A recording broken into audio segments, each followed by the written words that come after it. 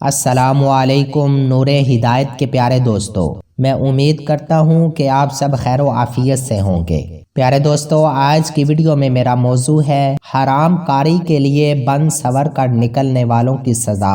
ایک مرتبہ نبی کریم صلی اللہ علیہ وآلہ وسلم نے اپنی معراج کا حال بیان فرماتے ہوئے ارشاد فرمایا کہ میں نے مردوں کی ایک جماعت دیکھی جن کے بدن کینچیوں سے کترے جا رہے تھے۔ میں نے جبرائیل علیہ السلام سے دریافت کیا کہ یہ کون لوگ ہیں؟ انہوں نے فرمایا کہ یہ وہ لوگ ہیں جو زینت اختیار کرتے تھے، یعنی حرام کاری کے لیے بند سور کر نکلتے تھے۔ پھر میں نے ایک کنواں دیکھا جس میں نہایت سخت بدبو آ رہی تھی اور اس میں چیخنے چلانے کی آوازیں آ رہی تھی۔ میں نے جبرائیل علیہ السلام سے پوچھا کہ یہ کون لوگ ہیں؟ انہوں نے بتایا کہ یہ وہ عورتیں ہیں جو حرام کاری کے لیے بنتی سنورتی تھی اور ناجائز کام کیا کرتی تھی۔ پھر میں نے کچھ مرد اور عورتیں معلق دیکھی جو پستانوں کے ذریعہ سے لٹک رہی تھی۔ میں نے جبرائیل علیہ السلام سے پوچھا کہ یہ کون لوگ ہیں؟ تو جبرائیل علیہ السلام نے بتایا کہ یہ تان دینے والے،